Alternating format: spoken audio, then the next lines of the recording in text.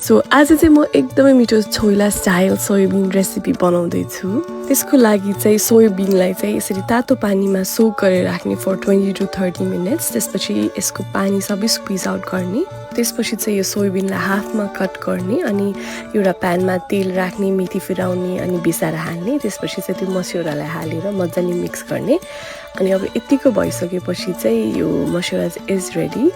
अनि अर्को प्यानमा चाहिँ तेल हालेर गोलभेडा पकाउने अनि सँगसँगै चाहिँ एउटा बोलमा धनिया, लसुन, अदुवाको पेस्ट, नुन, खुर्सानी, chilli flakes, Kashmiri red chilli powder हाल्ने। अनि गोलभेडा यतिको भएपछि यो गोलभेडालाई पनि त्यही हाल्ने।